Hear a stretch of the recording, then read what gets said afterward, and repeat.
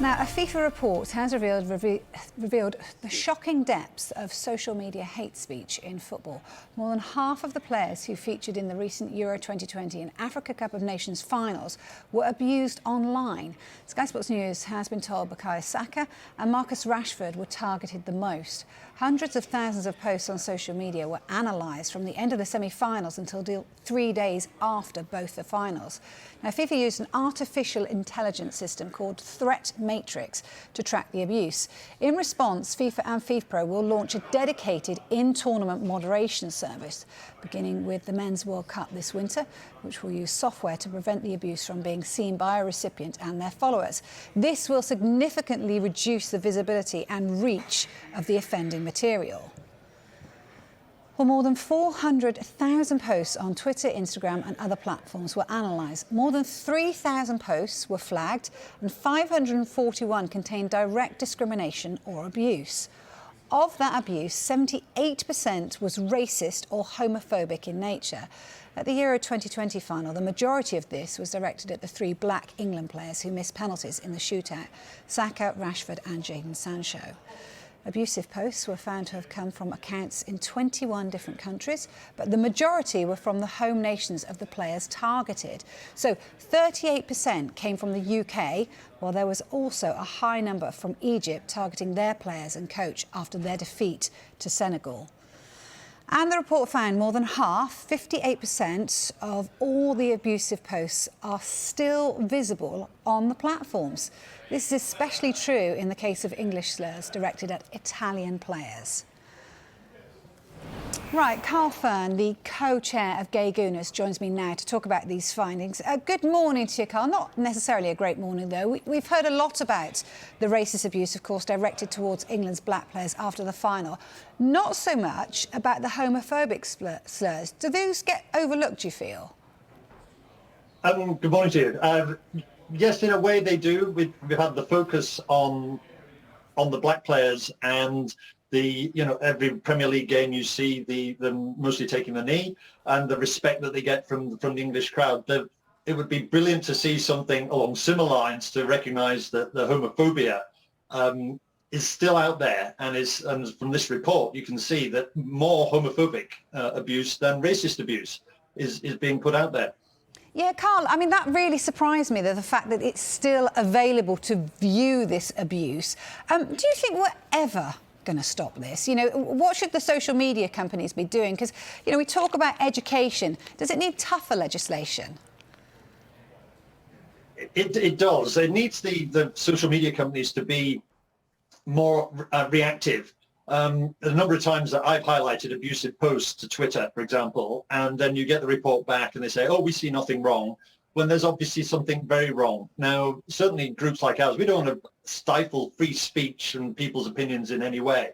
But a lot of this abuse is done from anonymous accounts, people that haven't got the affront to sort of say, here I am, I'm happy to say these things and this is who I am. And I think it's quite interesting that the report shows that nearly 20% of those abusive accounts couldn't be identified. So Twitter and Instagram could do more, in our opinion, to stop these people hiding behind anonymity. Yeah, I couldn't agree more. I mean, you know, if you look at what FIFA and FIFPro are doing, they're going to launch this dedicated in-tournament moderation service, they say, and they'll use software that will kind of significantly reduce the visibility and reach of the offending material. Is that any use to anyone? It's not stopping it, is it? I can say that we've been looking at that as well as a group, and with Arsenal. And earlier in the season, we played a game against Brentford, and the club basically gave the Gay Gooners the social media platforms of Arsenal during the day. And there were efforts to cut down, because we always anticipate abuse, no matter whenever Arsenal put out a tweet or an Instagram report supporting the Gay Gooners, the homophobes, the keyboard warrior homophobes, always come out with the same typical comments. It's getting a bit old, actually. But at the Brentford game, there was a degree of success in quietening down some of the abuse. So these artificial intelligence platforms will have a role moving forward.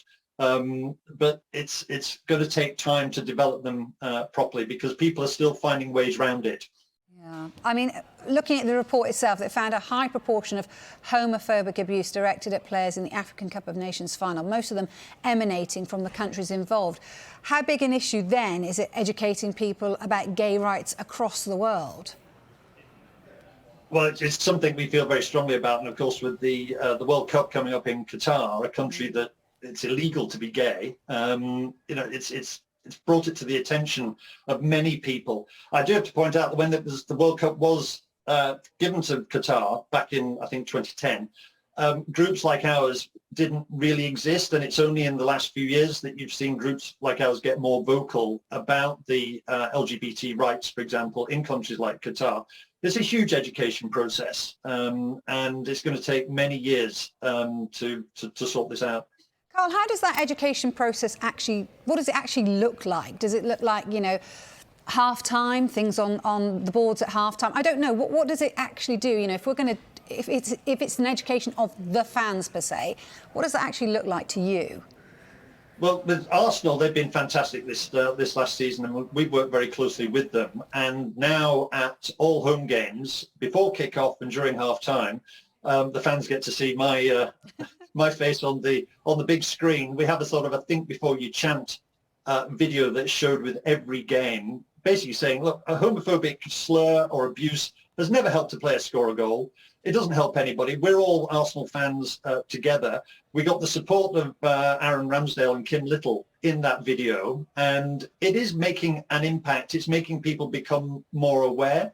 What we want to do is sort of activate the allies. And there are many allies out there that support groups like ours. We'd rather groups like ours didn't have to exist, but as you can see from this report, homophobic abuse is prevalent right across football. Carl, just two more questions. How do people become better allies? They can become better allies by speaking out when they hear any kind of abuse. It's very gratifying to us that when we hear of straight fans calling out fans that may be hurling homophobic abuse either at other fans or at players. And it'll be great to see more of that. And because for people like myself to actually call it out, we have to be very careful and judge the situation before saying anything. A lot of our members, frankly, wouldn't say anything because they don't feel safe.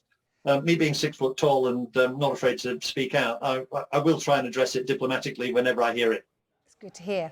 Look, just finally then, the big news, I guess, overnight was that Dame Kelly Holmes came out as gay to a Sunday newspaper, while, of course, we've got Blackpool's Jake Daniels as well, becoming the first active professional footballer to come out very recently. How long do you think it'll be before sports people's sexuality is no longer big news?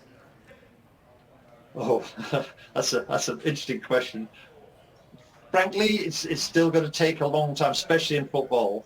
What Jake Daniels did was amazing, and I just hope that all the clubs in the EFL get behind him and stamp out any potential abuse that is coming his way in the next season. And as for Kelly Holmes, it just shows I didn't come out till quite late in life, and coming out is an enormous release of pressure that you build up over the years. I remember seeing Kelly win her double gold medal at the Athens Olympics. So athletics is very big in our family. We love watching it. So to hear her story yesterday, I could connect a little bit because you carry it inside you for so long and it gnaws away. And when you're able to release that emotion, as Dame Kelly has been able to do, then fantastic, good on her. But I think we're at the start of a long journey still to see it being normalised in football especially. Carl, I could only agree with you. Thank you so much for joining us this morning. Take care. You're more than welcome. Thank you.